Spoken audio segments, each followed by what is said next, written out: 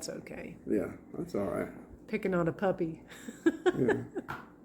So, yeah, somebody asked you if you would tell the story about Eric throwing Jim's suitcase out the window. Yeah, that's a funny story.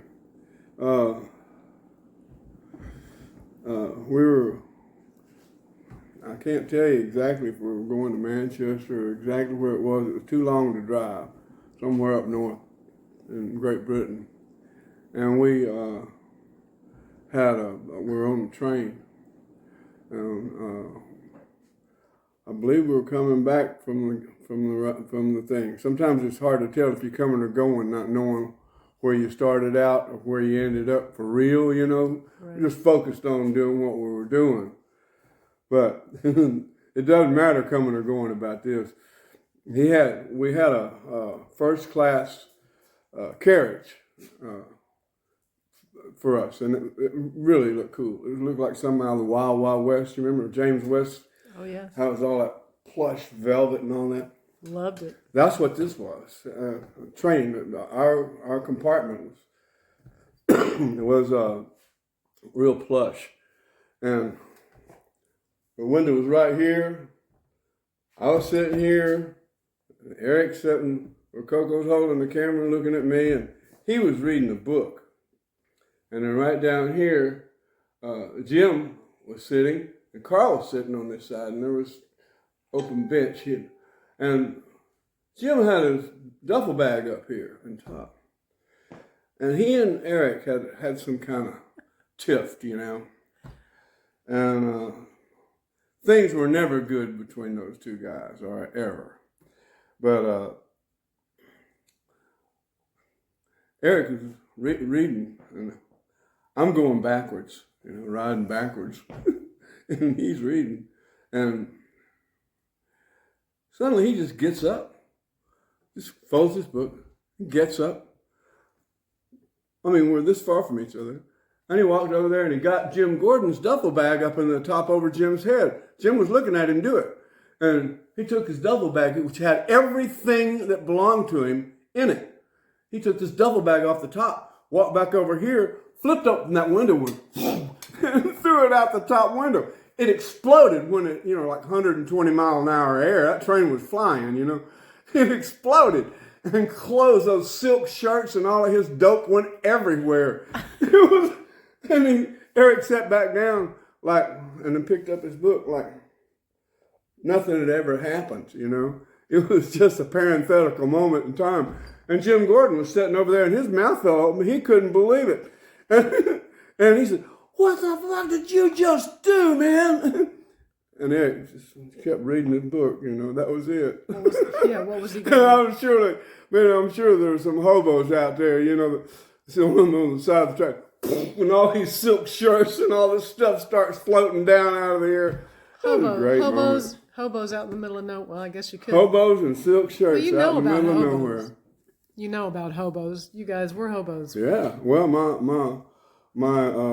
mama, Peepaw King, he was a hobo. He was a hoboing dude. He'd take the whole family.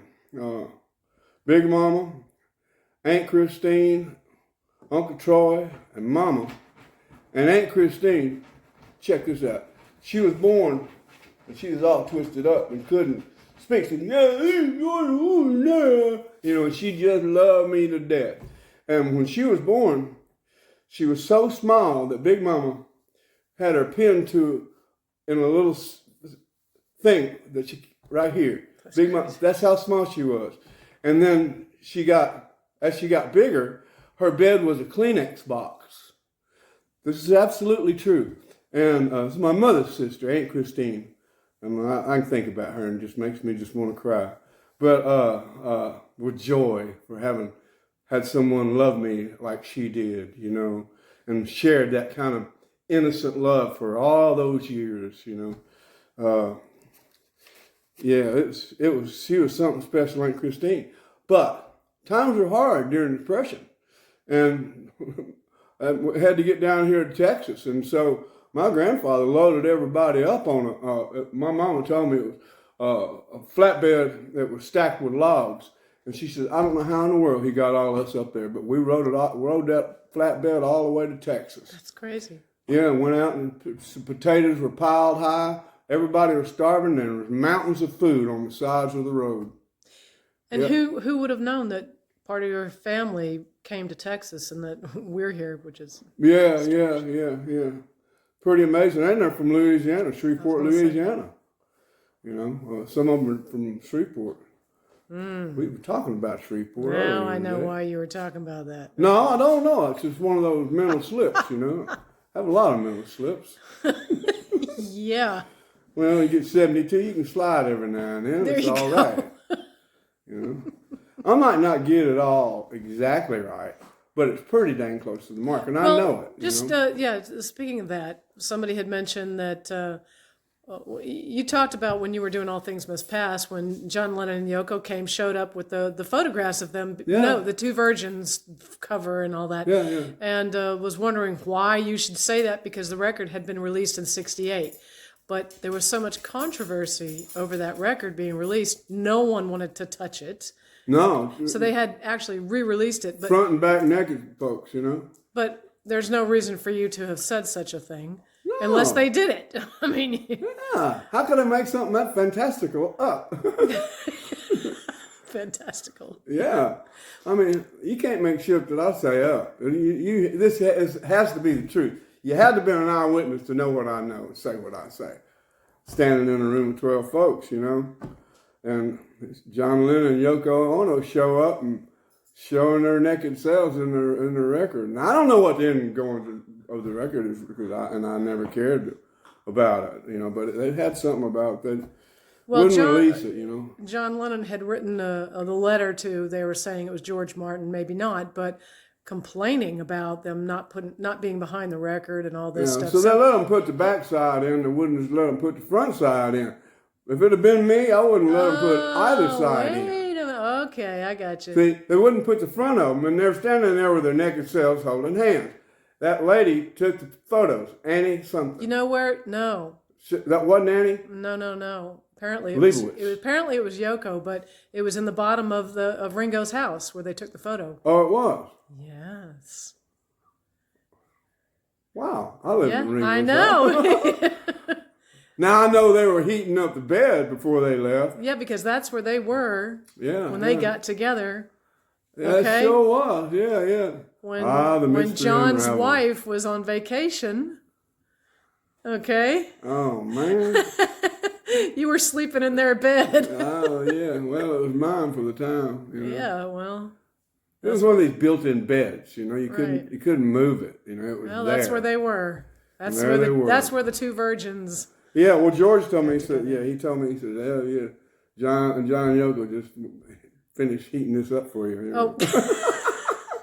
when he gave me the keys to the house. You didn't even know that had gone on just in that bed. Before you got there, yeah. Oh, hell, no. I knew they were there before I got there. I didn't know that was when. You see how embarrassed Bobby gets by things like that, so he wouldn't make that up. No, I was bouncing around in that house like a BB in a number 2 wash tub, you know. It was like 28-room mansion, a 9.5-acre terrace estate with a big greenhouse that I immediately filled with a bag of seeds. And so when I left, there was, it was plants were pushing out the top of the glass. It was amazing.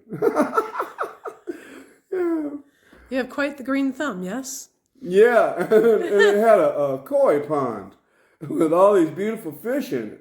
And I had to go away for a couple of weeks one time, and nobody's going to be there to feed the fish. Oh, dear. And so it's so much every day. I always give everybody a little bit more anyway, just in case. I think it comes from growing up impoverished, you know, take a little extra dab, you know. But I always laid a little bit more than it called for on it. Well, I said, feed these fish, and I said, how many have I got in here, and how big is this thing? And I just dumped the whole thing in, figuring everything's copacetic. Well, I went on away, and when I came back home, the pond had frozen over, but you could see through all that muck This stuff, the food grew, you know. Oh no. But you could see them go.